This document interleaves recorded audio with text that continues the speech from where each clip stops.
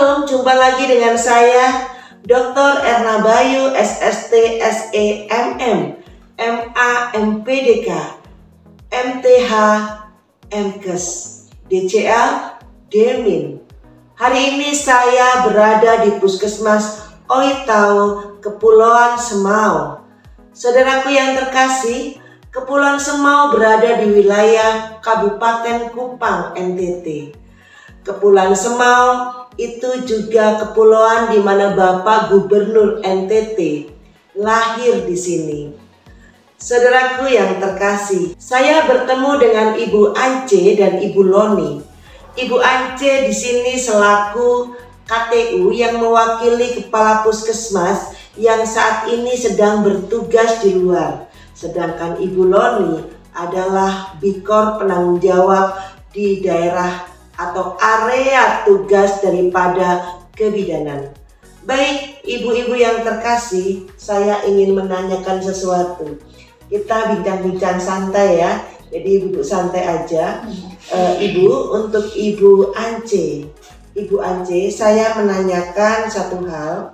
Gambaran dari puskesmas di sini, gambarannya seperti apa? Berbatasan dengan wilayah mana? Berapa jumlah penduduknya, dan kasus terbanyaknya di sini kasus apa? Silakan. Terima kasih Ibu. Kami di Puskesmas Oitao, Kecamatan Semau, berbatasan dengan Kecamatan Selatan. Di bagian utara itu berbatasan dengan laut, bagian selatan berbatasan dengan Desa Onansila. Dan jumlah penduduk di Kecamatan Semau ini 7.600 lebih. Mungkin sekian gambaran umum Puskesmas Oitao. Bagaimana dengan kasus-kasus terbanyak di puskesmas ini, Ibu? Kasus terbanyak di puskesmas ini, Ibu, itu kasus yang pertama itu ISPA. ISPA yang terbanyak di sini di Puskesmas Oitao. Kasus yang terbanyak adalah kasus ISPA. Sekarang saya akan bertanya pada Ibu Loni. Ibu Loni mungkin seorang bidan, betul ya? Seorang bidan. Kami perkenalkan dari IIK Strada, Ibu.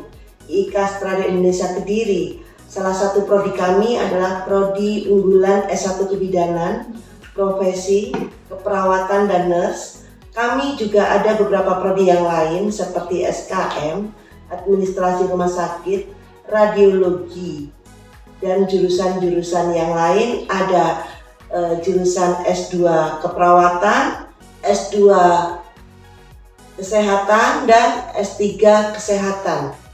Nah, jadi Ibu ini adalah salah satu kandidat calon mahasiswa, harusnya seperti itu ya. Tapi yang pasti saudara yang terkasih, saya ingin menanyakan ke Ibu Loni.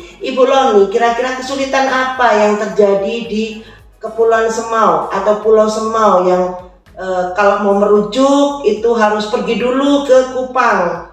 Nah, kesulitan apa yang terjadi, ataukah pernah ada kesulitan yang sekiranya pasien dalam kondisi darurat kemudian tidak bisa tertolong atau bagaimana? Baik, terima kasih. Kesulitan di Pulau Semau khusus kami merujuk pasien yang khusus kebidanan itu kami kontak dulu ke rumah sakit. Kalau rumah sakit terima dulu, baru bisa kami ACC untuk antar. Dan jarak yang kami tempuh itu cukup jauh juga karena kami kendaraan yang dari sini, terus dari perahu, terus nanti dari pelabuhan Ternau ke Kupang, nanti kita lagi cari mobil lagi di sana, atau kita biasanya kontak dengan di rumah sakit perujuk yang tujuan kami rujuk itu, kadang mereka bisa kasih mobil ambulans untuk jemput kami di sana di Ternau. Begitu rumitnya proses rujukan ya. Ada satu hal lagi, apakah di sini sama dengan tempat lain?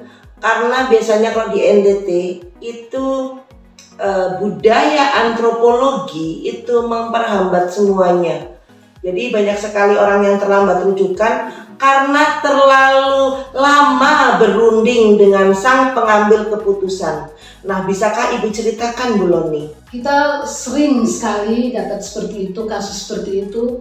Kadang tunggu dulu omnya, keputusan dari om atau ini neneknya, baru kita ambil ada keputusan dari mereka dulu baru kita bisa rujuk. Terus kendalanya biasanya kami mau merujuk tuh kan kalau kita telepon dulu rumah sakit mana yang terima. Banyak rumah sakit yang kadang menolak kalau kita merujuk, kalau butuh CT scan itu juga seperti rumah sakit ada yang bilang alat CT scan-nya rusak, nanti kita kontak lagi rumah sakit lain. Jadi proses yang kami butuhnya seharusnya kurang lebih 1 jam, bisa berjam-jam yang kami dapat jawaban dari rumah sakit tertentu. Dan memang prosesnya sama seperti puskesmas lain juga seperti itu. Jadi selain proses penentuan kesepakatan dari keluarga itu menentukan semuanya, juga fasilitas Ibu ya, fasilitas yang kita cari di rumah sakit itu belum tentu ada. Nah ini permasalahannya. Nah mungkin pemerintah pusat, pemerintah daerah, atau mungkin saat ini Bapak Jokowi posisinya sedang dalam kondisi berkuasa, tolong juga diperhatikan rumah sakit daerah untuk kelengkapan alat-alatnya, dan tetap ada monitor dan evaluasi dari pusat supaya alat-alat itu tidak sampai rusak. Nah kali ini saya juga bertanya lagi kepada Ibu. Ibu, selain ISPA, apakah di sini pernah merujuk pasien kemudian mengalami keterlambatan karena proses budaya antropologi di mana ada ketidaksetujuan dari keluarga pasien untuk merujuk? Terima kasih Ibu. Jadi kami di sini memang kendala utamanya itu masalah pengambil keputusan. Pengambil keputusan itu keluarga yang paling berkuasa. Tetapi di akhir-akhir sekarang ini masyarakat sudah mulai sadar. Jadi untuk kendala kita merujuk ke Kupang itu kendalanya sudah tidak terlalu berat lagi, karena kita panggil, kita kerjasama dengan Kepala Desa, Bapak Camat, sehingga rujukan itu bisa berjalan dengan baik. Dan kita bersyukur bahwa selama ini rujukan yang kita rujuk ke Kupang itu tidak ada kendala, Ibu. Kalau semisal kondisi siang mungkin iya Ibu ketemu dengan Pak Kepala Desa, Pak Camat. Kalau Ibu rujuk di malam hari, ataukah di sini memang puskesmas tidak 24 jam ya? 24. Apalagi ini puskesmas 24 jam ya. Apakah kendala itu juga tidak menjadi masalah di malam hari saat kita merujuk? Karena tentu membutuhkan orang yang lebih bisa memberikan pengertian. Terima kasih.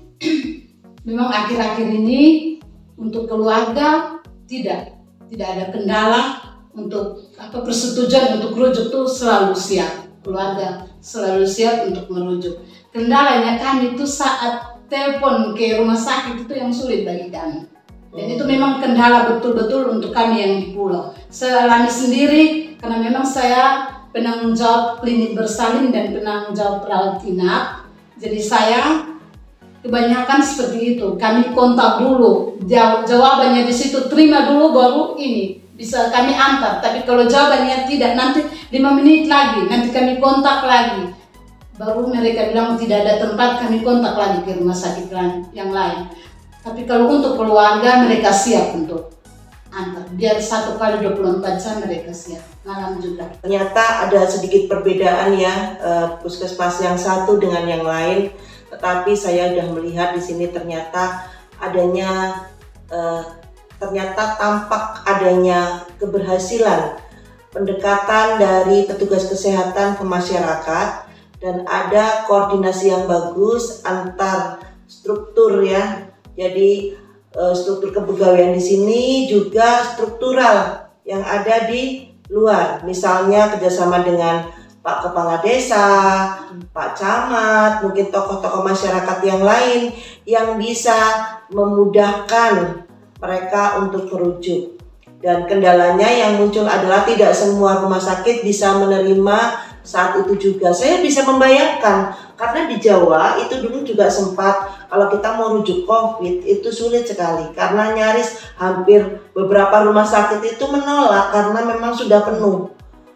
Kita bisa menyadari betapa banyaknya orang yang terkena COVID saat itu. Nah, kita berharap tidak akan ada COVID lagi dan memang harapannya kita sudah mulai dijawab oleh Tuhan gitu loh. Dimana saat ini sudah jarang kasus itu.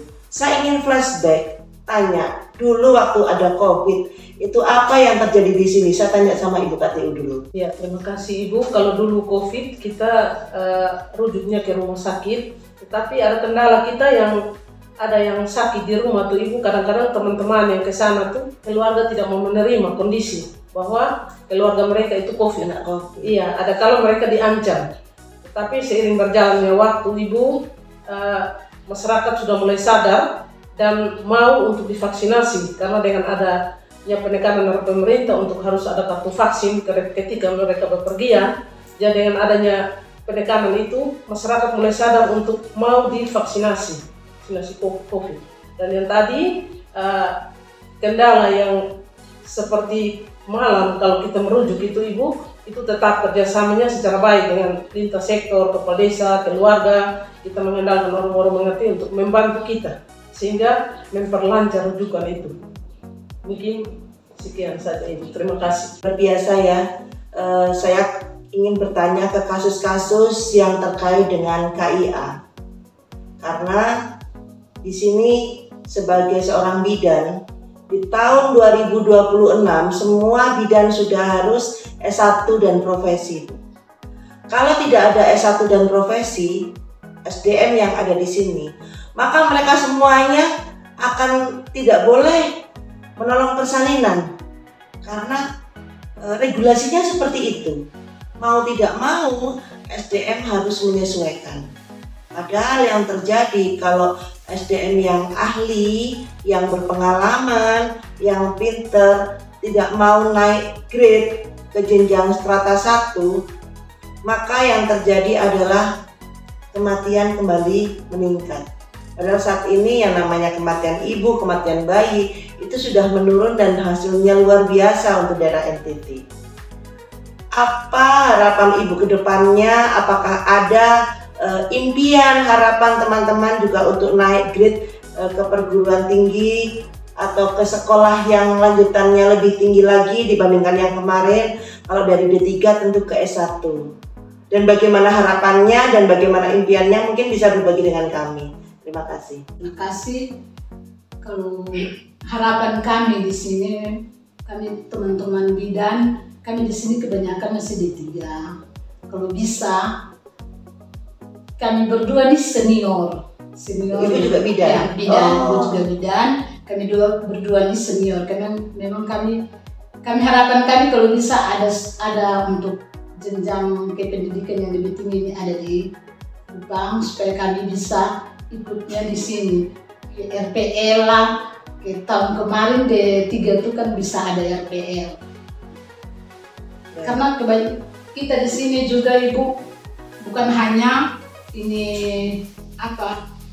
pendidikannya. Kami di sini teman-teman bidan yang lain juga STR-nya sudah mati. Karena tidak mungkin teman-teman tolong partus.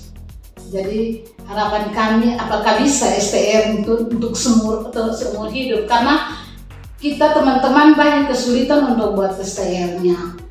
Persyaratannya rumit. Kalau bisa harapan kami STR-nya bisa seumur hidup. Terima kasih Bu. Baik, untuk teman-teman bidan di pusat,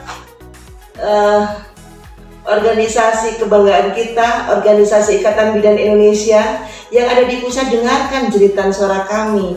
Yang mana untuk mendapatkan STR seorang bidan itu kesulitan, banyak persyaratan, administrasi yang harus mereka tempuh. Dan biasanya itu juga kita harus keluarkan biaya ya, nggak murah. Nah, satu hal lagi bahwa IIK Strada itu memberikan perkuliahan online offline, di mana ibu bisa sambil bekerja, ibu juga sambil kuliah.